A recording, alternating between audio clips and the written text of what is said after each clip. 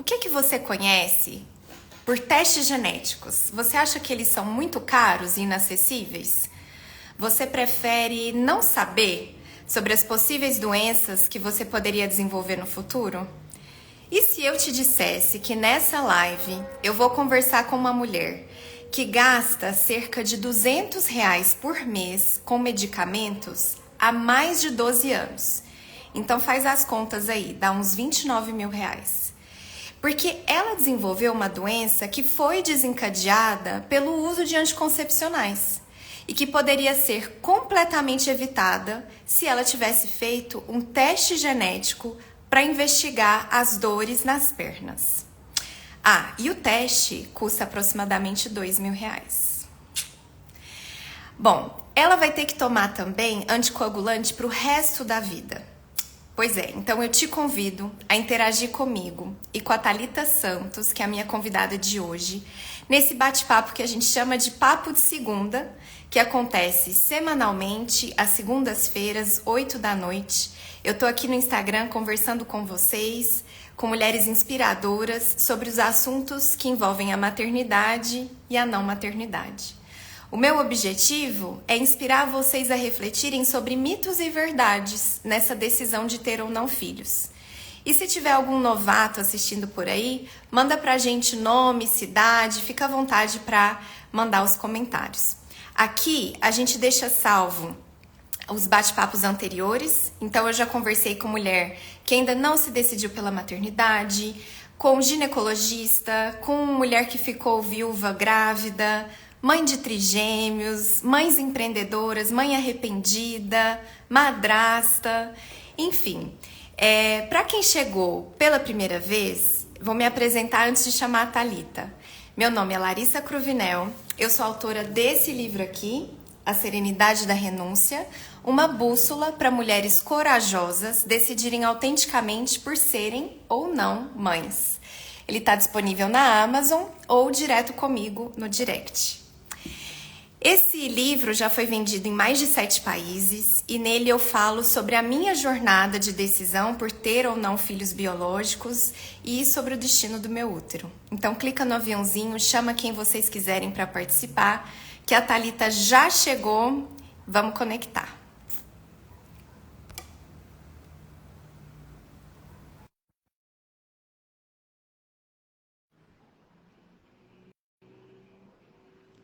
Maiara, Cris, Juliana, boa noite. Olá! Oi! Tudo bem? Tudo jóia? E você? Tudo bem, finalmente, né? Finalmente deu certo, fico feliz. Estou muito feliz com a sua presença. Obrigada por você ter aceitado o meu Eu tava convite. mandando os aviãozinhos aqui, Ai, que delícia! amor. O pessoal às vezes demora um pouquinho para chegar e por isso que eu faço essa apresentação de início. E eu queria que você se apresentasse para quem não te conhece, Tá bom. mas de um jeito diferente. Ah. Eu queria que você trouxesse um elemento assim, como que os trombos da vida te moldaram a ser quem você é? Ah, espertinha. Ó, eu tô olhando aqui pra baixo que eu vou mandar aviãozinho pra todo mundo, porque esse tema é muito importante. Com certeza. Pronto. Então, esse é um trocadilho que eu fiz com relação à trombose. E os trombos, né, que resultaram em tombos, literalmente,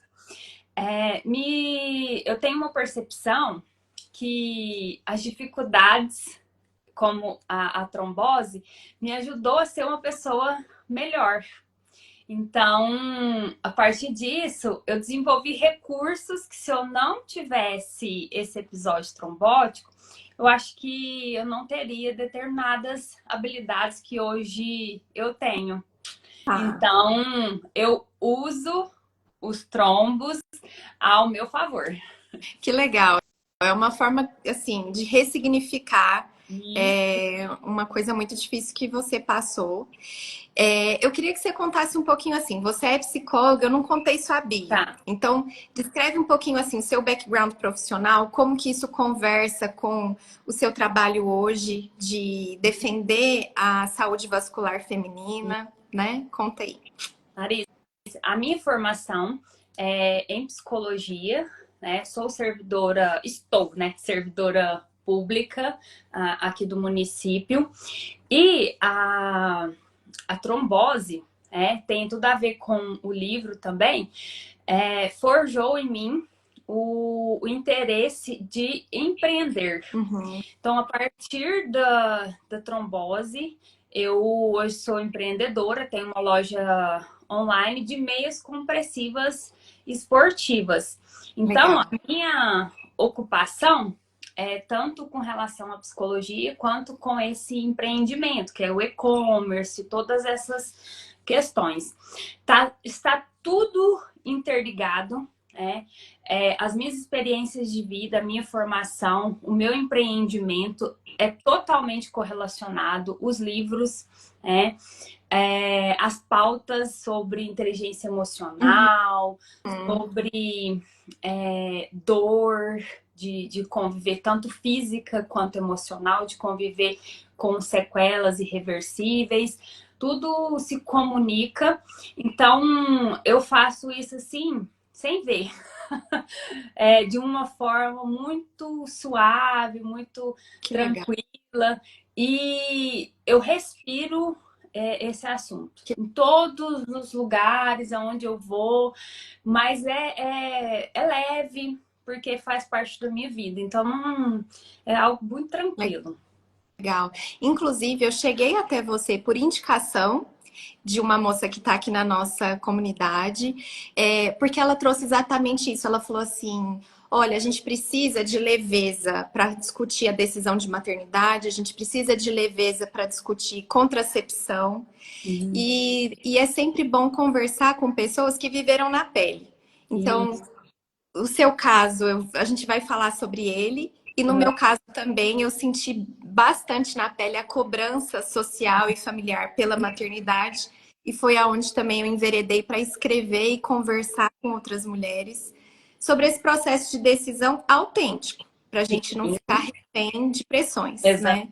Exatamente. Eu queria que você contasse um pouquinho, para quem não leu seu livro. Conta então essa história. Como é que você foi de uma pessoa que aparentemente estava saudável para uma pessoa que quase morreu? Conta isso. Foi algo abrupto, porque o meu episódio trombótico foi dormindo. Então, eu literalmente tive minha vida mudada da noite para o dia. E o gatilho foi o anticoncepcional. Depois de todo o evento, internação, todo aquele sofrimento, né?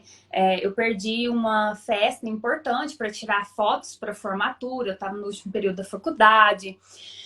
Foi um evento bastante traumático. E depois dessa fase assim turbulenta, eu comecei a questionar. Sempre tive a personalidade, né, questionadora, investigativa, e eu comecei a questionar no seguinte sentido: eu ouvi de vários médicos: você toma anticoncepcional, então é como se fosse normal ter trombose. É o anticoncepcional. Estou usando anticoncepcional? Tô. Então é isso. E aí eu achei bastante simplista, porque com 23 anos eu nunca tinha feito uso de hormônios e fiz com prescrição médica para um tratamento de pele, inclusive. Isso que também bastante difícil. Não foi para contracepção. Olha aí, já começa toda uma distorção da história a partir disso. E eu me incomodei com essa questão. Jovem, fisicamente magra, ativa, fazendo atividade física, sem hábitos de fumar, beber, aquelas coisas exageradas. Falei assim: então nós precisamos retirar todos os anticoncepcionais da prateleira, porque foi algo que, sim, de muito sofrimento. E aí, Larissa, eu falo, né, quem vê cara não vê trombose. Eu comecei a questionar isso. Eu falei: não, mas tem questões genéticas? Por que foi dormindo? Por que foi na perna esquerda e não na perna direita, ou no braço, ou na cabeça, ou em outro lugar? Porque logo no início do uso do anticoncepcional, e aí esses meus questionamentos foram desdobrando numa série de questões que permeiam minha vida, como a trombofilia, a síndrome de Cox, os stents que hoje eu tenho, e essa consciência pelo uso de hormônios. Então, foi um passo a passo, assim, né? Tem 13 anos que eu tive trombose. 3 vai fazer esse ano. Eu brinco que eu comemoro 2 aniversários. Realmente, eu faço bolinho no dia, porque eu renasci. Eu faço bolo e eu falo assim, ó, a minha idade cronológica é tal, a minha idade mental é 13 anos. Eu conto a idade mental depois da trombose. Mas deixa eu te perguntar assim, um pouco antes. Até que o pessoal comentasse, quem usa anticoncepcional, manda pra gente aqui. Eu uso, né? Pra gente também entender uma amostra aqui de quem tá com a gente. Mas a minha dúvida é, você sentia, assim, algum tipo de dor, formigamento, tinha qualquer sintoma que era indicativo de algum problema vascular? Tive, sempre tive desde a adolescência. E aí, meus pais, como eu era, reclamava de dor, mas assim, novinha, adolescente, gente, ele é terrível.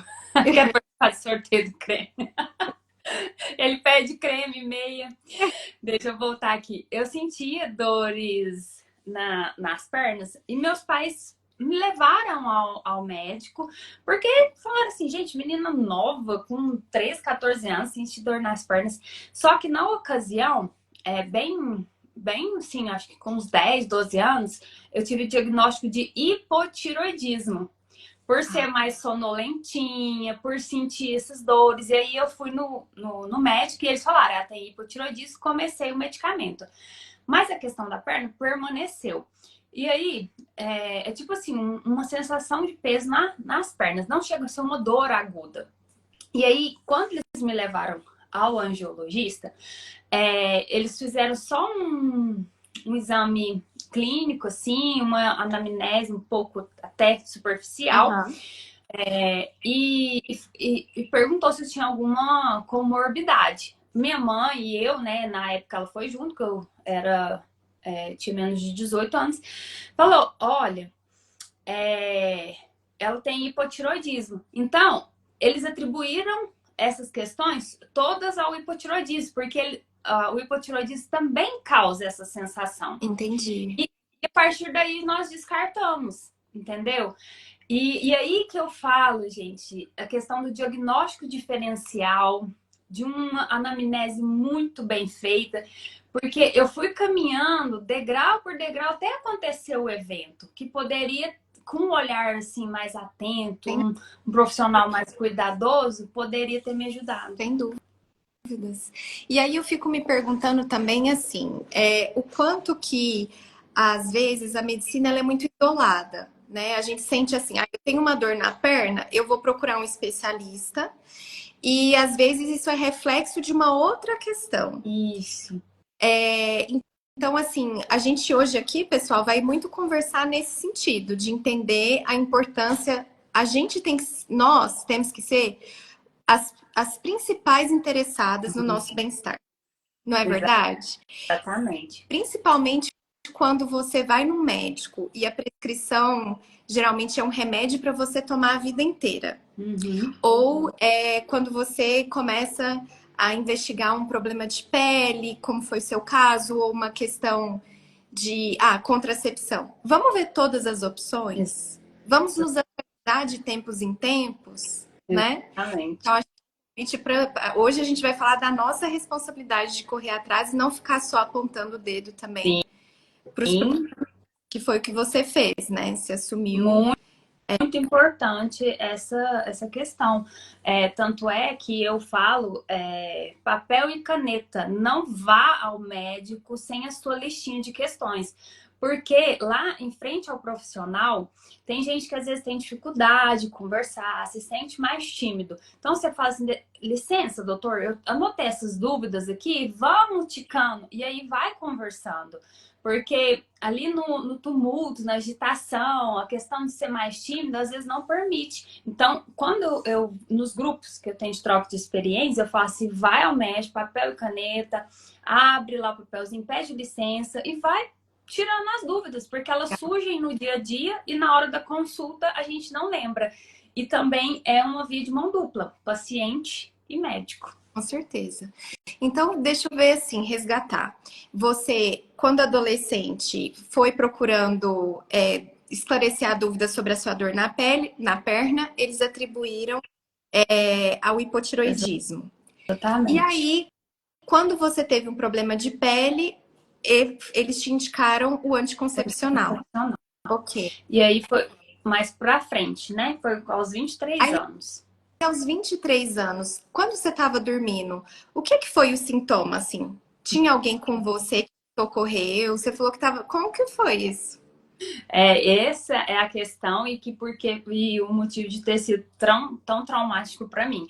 Não, eu não tive sintomas, né? Eu dormi bem, eu estava numa fase agitada da faculdade, que é o último período, TCC, estágio, mas eu dormi de um domingo para segundo, porque eu lembro exatamente o dia, né? Foi dia 20 de junho de 2011. E eu acordei normalmente. E aí, quando eu olhei a minha perna e o movimento dela, né, ao sair da cama, eu já senti o peso, ela inteiramente roxa. Foi ao acordar, não acordei de madrugada, não teve nada disso. Eu acordei na manhã seguinte, dormi, eu acordei na manhã seguinte trombosada. A perna extremamente roxa. Quando eu falo roxa, é escura mesmo. E com um edema importante, ou seja, o inchaço não é um inchaçozinho de quando a gente fica um pouquinho em pé, um inchaço importante. Eu lembro da sensação da perna estar com a temperatura diferente, bem mais quente do que a outra perna. E foi um desespero. Eu estava sozinha em casa, eu gritei, mãe! Porque a primeira coisa que passou na minha mente, como eu não sabia, né, o que era trombose, qual a diferença de trombose venosa com arterial, eu pensei, perdi minha perna, porque foi alta, na altura da virilha. O inchaço foi tão grande que eu tive estrias de rompimento da pele. Eu Uau! tenho estrias assim laterais, porque foi um inchaço abrupto. E foi bem alto, né, na femoral, bem alto, próximo ao tronco. E aí eu fui meio que mancando e chorando. Não consegui usar as roupas que eu tinha. A calça não entrava a perna. Eu achei uma calça minha velhinha de taquetel, sabe? Aquelas grossonas que são largas. Coloquei e fui pro meu vizinho chamar para ir ao UAI. Que é a UAI mais próximo, que não tinha convênio nem nada. Então, assim, e aí eu já fui encaminhado para o UAI e depois para UFO. Então, foi esse impacto que teve na minha parte psicológica foi muito grande em função dessa transformação abrupta, né? Eu estava acordando para ter um dia normal de estudo, de estágio, de não sei o que, e puf, de uma hora para outra tudo parou, internação. E aí, quando você depois foi entender de fato o diagnóstico, você já pensava em maternidade na época ou não? Tô querendo trazer a conversa um pouco pro Ah, onde a gente começa a ver os medos, né? E depois aqui também o Pedro tá comentando que ele ficou internado, viu um instrumento seu e hoje ele toma anticoagulante por tempo indeterminado, parou com jiu-jitsu, mas hoje ele tá mais com a mudança. Você vê que também não é só mulheres, né? Assim, eu até. não, de modo algum. Mas tem uma audiência masculina aqui também. Sim. E então, Larissa, com relação à maternidade, na época eu não namorava, eu estava no último período da faculdade, eu não tinha o foco direcionado para essas questões. No entanto, desde a internação em todas as outras consultas que eu fui, os médicos perguntavam, Thalita, você tem vontade de ser mãe? E eu ficava assim, eu não tinha resposta pronta, porque eu não estava pensando naquele momento. Eu estava com outro foco, não namorava. Se eu tivesse, talvez, pensando assim, se eu tivesse um namorado ou outra situação da minha vida. Mas aí eu ficava, mas por que todo mundo pergunta sobre isso? Eu quero decidir isso mais pra frente. Só que aquilo me incomodou tanto, Larissa, que eu comecei a pensar sobre a maternidade, a gestação, e perguntar, né? porque todo mundo pergunta isso. Eu em diferentes especialidades e até mesmo os vasculares. E aí eu conversando com a minha mãe, né? Falei, gente, tá acontecendo isso e isso. E aí o médico, um dos médicos falou, não, é porque a partir dessa situação sua, gestar gera um risco bem maior. Aí eles falavam assim, ó, não é impossível, mas... Aí vem o mas. Aham. Aham. E aí, Larissa, eu comecei a pensar sobre isso. Aí eu conversando com a minha mãe, mãe, como que eu era quando eu era criança? Eu falava, eu brincava com boneca, falava que eu queria ser mãe. Como que era aquilo na minha infância? Minha mãe, não. Você nunca falou disso, não. Porque eu já sentia dentro de mim que eu não tenho aquele sonho que algumas mulheres têm, da barriga, Aham. da gestação, de toda aquele período, né, que nós mulheres, quando engravidamos, nós passamos. Aí, primeiro eu conversei com a minha mãe, aí eu fui e tal. Aí, depois eu estava fazendo psicoterapia, levei esses questionamentos para minha psicoterapeuta, né? Olha, tá surgindo essa demanda na minha vida, né? Queria conversar sobre isso e parece que eu não tenho tanta vontade de gestar e tal. Eu amo criança, eu sou molecona de tudo. Amo criança de paixão. Mas esse Aham. negócio não tá batendo. Aí nós fomos conversando. E aí, isso foi passando tempo, 23, 24, 25 anos. E também eu sou católica, né? É, e frequente a missa, estudo. Teve uma época da minha vida que eu quis até ser freira, né? Fazer umas experiências diferentes. E aí eu também falei assim, deixa eu ver na visão da religião, como que é essa questão? E aí Tá. eu conversei com o padre também, pra você ver que isso, tanto que mexeu comigo na época. Nem estava pensando nisso, mas o assunto veio tão forte. E eu conversei, como que é essa visão? Porque a gente tem a visão do casamento, de ter filho, tanto que Deus quiser. Eu falei, Jesus, vou pro inferno porque eu não quero É, filho. é como se a família de dois não fosse suficiente na E sociedade. eu disse tudo. Até E, não, e mais outra coisa. filhos. Ou eles buscam ter um pet, assim, tem que ter um número ímpar, né? E, Na, na não, casa. e a questão religiosa é mais forte ainda. É. E aí eu falava assim, nossa, mas gente, e aí eu fui no padre, e ele muito acolhedor. Não, mas não é assim. Nossa, a gente precisa ter uma visão ampla, né? Tem os valores tudo da igreja, mas é uma condição de saúde. Se você tivesse o desejo e era outra história. Se você simplesmente não quisesse de jeito nenhum ou odiasse, por exemplo, a questão de gerar, de ele não gostar do ser humano, ele levou para essa questão, assim, né? E aí conversei, então, com a minha mãe, com o padre, com o psicólogo, tudo, e eu fui. E até esse momento eu não pensava assim, você, não você e tal. E aí, com 25, eu já tava fazendo tratamento, já tinha feito procedimento para colocar stent, comecei a namorar. E aí, eu acho que o diálogo, né? Acho, não tenho certeza, o diálogo é o principal de um relacionamento. Eu falei, ó, eu tenho que conversar isso com uma pessoa com quem eu tô começando a namorar. Porque a gente construiu alguma coisa, depois vai gerar expectativas. E aí, assim, nesse processo todo, eu defini, já tinha muito claro que gerar não seria uma opção. Que eu poderia ser mãe de outras maneiras, por adoção, mas gerar não seria uma condição. E aí, eu lembro de ter formulado esse posicionamento, mais ou menos aos 25 anos, quando eu comecei um relacionamento. Que aí eu falei, ó, tem vontade de ser pai, ser um Uhum. sonho seu, porque eu tenho essa e essa. Eu falo assim, que não ter fase do encantamento. Ao invés de eu falar minhas qualidades, eu fui falando as bagaceiras. Eu falei, ó, tem isso, isso, isso, isso, isso. Se você quiser, tá assim. E aí, nós nos relacionar, ele falou, não, primeiro é você, não existe filho sem mãe, primeiro é você, eu não tenho essas questões. Nós namoramos 9 anos e o nosso rompimento não foi por causa disso, porque nós sempre tivemos alinhamento Legal. nessa questão.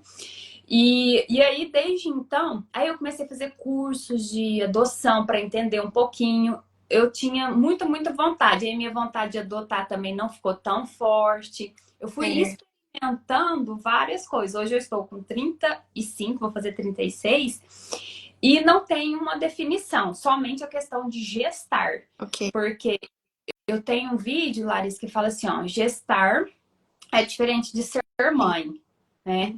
E aí eu aponto, olha, gente, eu tenho um episódio trombótico, já é um fator de risco. Trombofilia, outro fator de risco. Stents, outro fator de risco. A gravidez em si, se você pode ser a pessoa mais saudável do mundo, ela aumenta as chances de trombose. Então, a gravidez, o puerpério, falei assim, é muito risco para eu arriscar a minha vida e de outro ser humano. Legal. O que eu, assim, queria enaltecer nesse seu posicionamento é porque é, as pessoas tendem a julgar a pessoa que escolhe não ter filhos de egoísta. E de fato você se pôs em primeiro lugar. Sim. Mas a gente se põe em primeiro lugar não é errado.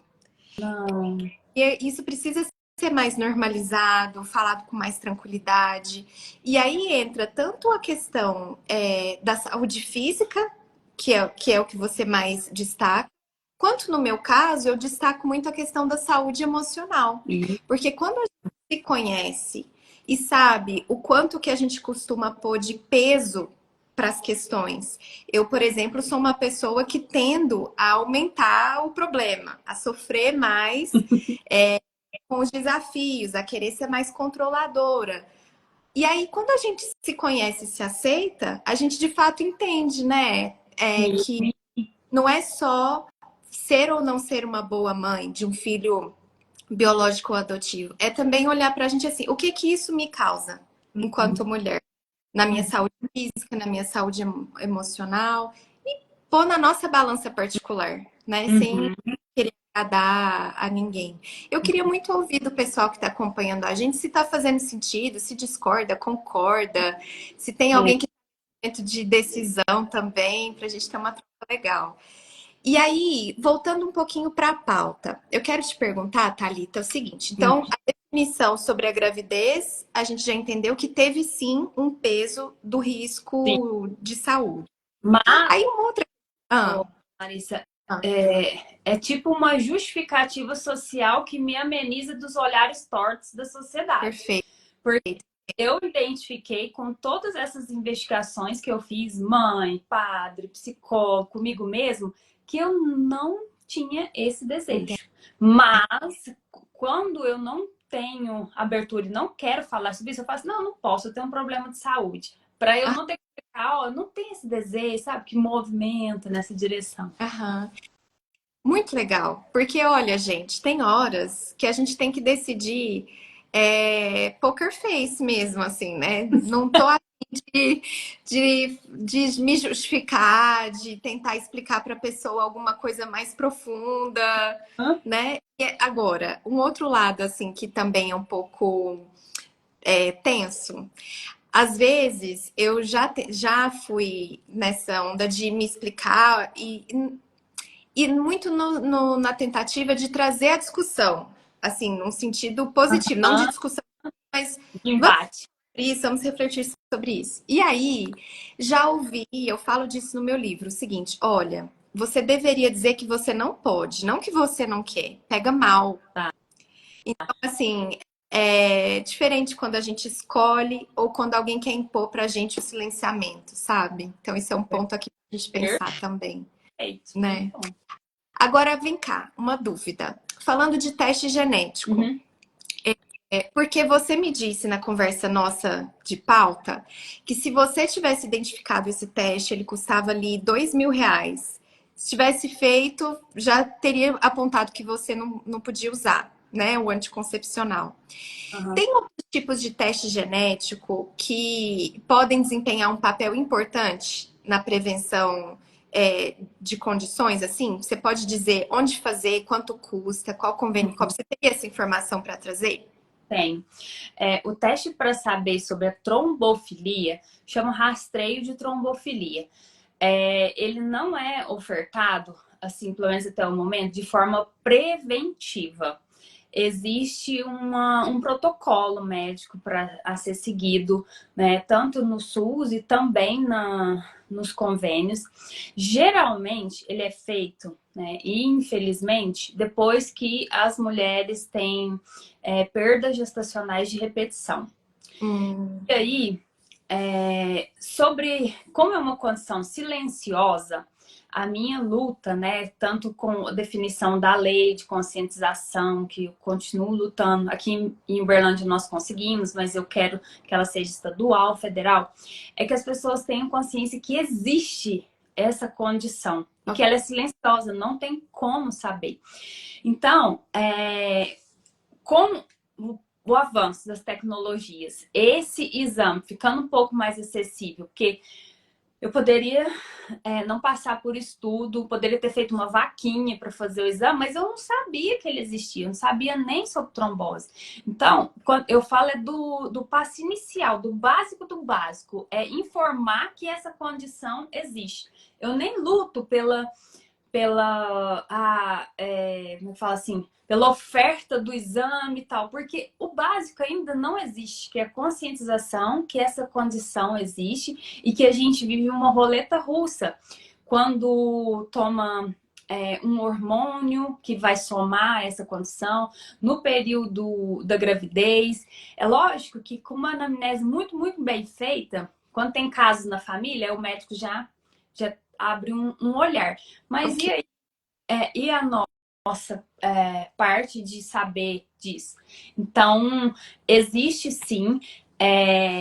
Se você existem profissionais hoje que estão engajados nessa questão. Então, quando alguém tem um desejo, assim, olha, não, eu quero fazer, eu quero me prevenir, tem profissionais que têm o manejo e fazem a solicitação Ok. de forma preventiva. Mas tem uma outra parte que não vê tanta necessidade. E o engraçado é que, nem é engraçado, mas assim, o difícil é que esses profissionais têm, por exemplo, uma médica que descobriu essa condição, ela perdeu o neném com 9 meses. Ela tem uma foto do caixãozinho. Então, ela também luta por essas questões, acolhendo as mulheres Uhum. que desejam ter o filho ou que tem esse cuidado mais apurado, né? Uhum. E, de modo geral, a gente vive numa sociedade que não pensa em prevenção, mas na reação. Uhum. Então, se você tiver grana e um médico para solicitar, você faz. A Repete gente o nome? Como que chama? rastreio de trombofilia, Ok. entendeu? Mas, seguindo todos os protocolos que a gente tem até hoje, não é assim tão acessível. Tá. Para um convênio liberar, o médico tem que fazer, sabe aqueles laudos com... Ó, solicito por causa disso, disso, disso. Já morreu tantos, já tem na família, depois da tragédia, Entendi. aí consegue. Mas ele é o que custa R$ 2.000 ou eu entendi errado? Aproximadamente esse Esse. valor. Porque inúmeras trombofilias. E Ok. aí, faça o exame daquelas mais comuns, entendeu? Das mais comuns. Não faz o rastreio de todas, porque uma vez que você identifica uma ou outra, o protocolo de cuidados é semelhante. Perfeito. Entendeu? E aí, só dando uma resposta para a Luciane, ela perguntou anteriormente, mas é uma questão mais técnica, Luciane. Ela pediu, gostaria que vocês explicassem sobre cirurgia. Vou ter que tirar o útero, só que eu tomo anticoagulante. Ah, tá. Precisa se preocupar? Não, o próprio médico, ô Larissa, quando a pessoa é anticoagulada, como é o meu caso, eles fazem um manejo, né, de fazer suspensão e a substituição da varfarina pela injeção, que é o enoxaparina de baixo peso molecular. Então, ela não tem que se preocupar. Eu já fiz cirurgia sendo anticoagulada, ela tem que cuidar. Eu falo assim, gente, vamos viver tranquila, a gente cuida, bebe bastante água, segue direitinho as recomendações médicas e vai fazer o procedimento. E explica pra gente, por que que vocês usam uma pulseirinha? Ou tem até pessoas que eu já vi que tatuam, não é? Avisando que usam anticoagulante. Eu tenho a tatuagem no braço e criei a pulseirinha porque muitas pessoas não querem tatuar. E aí a pulseira serve como alerta de identificação do uso do anticoagulante, porque a gente que toma esse medicamento, nós ficamos mais propensos a ter sangramentos e hemorragias. Na época da criação da pulseira, eu viajava muito sozinha de carro daqui para São Paulo. E pensando assim, gente, se acontece algo, não é desejando, é prevendo, né? Se acontece algo, essa informação é essencial para qualquer socorrista. Eu preciso disso. Então, a gente criou o chaveirinho, tanto para colocar na chave do carro, né? E quanto a pulseira colorida aqui. E aí, e também ela vem escrita anticoagulante em inglês e em português, porque eu amo viajar e eu fico pensando, a gente quando viaja dá tudo certo, é uma beleza, mas se acontece qualquer dificuldade, até você explicar para alguém que você usa anticoagulante em outra língua, o pior já aconteceu. Então, ela é um alerta de prevenção. E aí, os profissionais de saúde já sabem o manejo que tem que ter para verificar se teve hemorragia interna e outras coisas. Muito legal. E assim, o quão bacana você adapta a sua vida a essa condição. Você não deixa de viajar, não deixa de fazer mais. É tão importante e a gente deve enaltecer, porque desafios todo mundo passa. Mas assim, é muito do como que a gente lida, o que que a gente faz a partir daquilo que diz muito sobre nós, né? Assim, sobre o nosso protagonismo, sobre a nossa passividade, assim. Isso. Foi legal, adorei saber.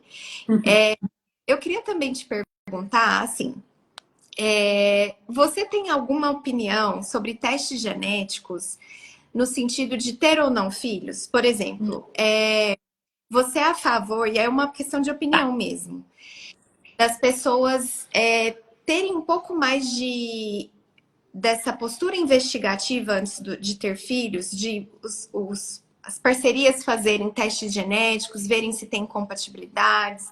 Ou você acha que isso começa a dificultar demais a decisão? Queria te ouvir. Eu penso que a tecnologia, as evoluções devem ser usadas ao nosso favor. Se for para beneficiar o casal, a vida deles ali, um sonho de realizar esse projeto de ter filho, eu acho válido.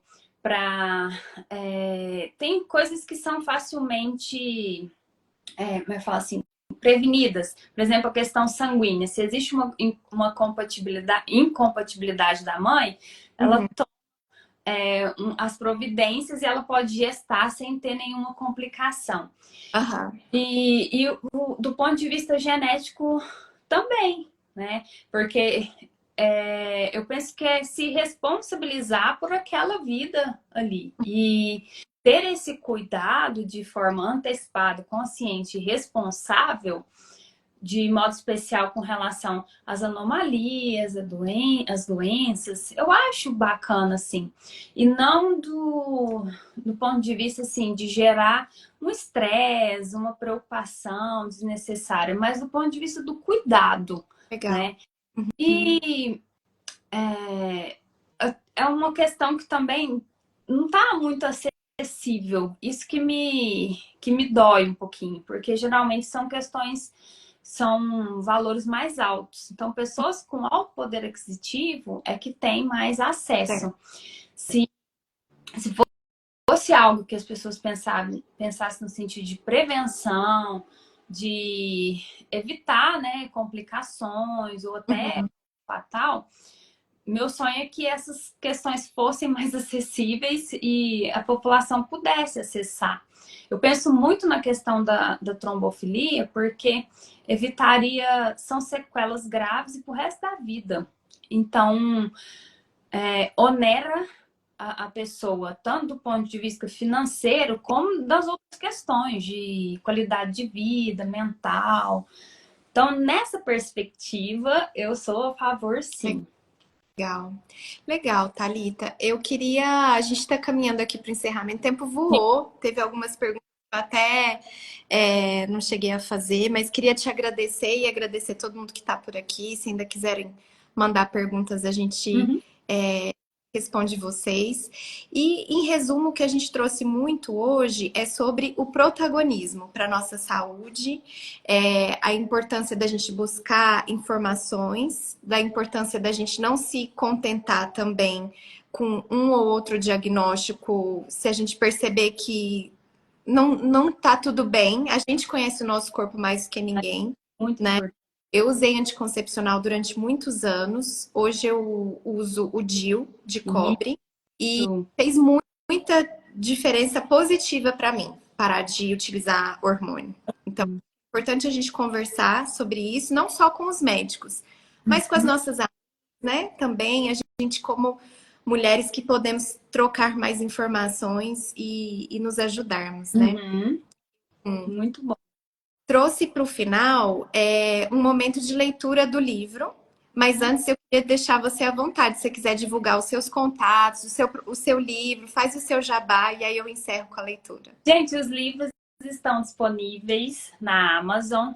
Aqui no meu Insta tem o link do meu site. Lá tem todos os outros links para as ações, grupo de troca de experiência, YouTube, todos os outros canais que nós temos. E é bastante acessível, uma linguagem bem fácil, com essa intuição de disseminar informações. Então, esse é o meu jabá.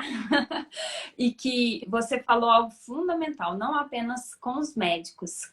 Todo esse trabalho que a gente faz aqui nas redes sociais, no 1 a 1 também a gente faz, né? Quando tá conversando. Eu não perco a oportunidade de falar assim, você já ouviu falar sobre trombofilia?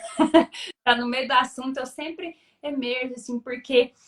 E a pessoa fica, nossa, interessante. Então, é um cuidado, com o outro.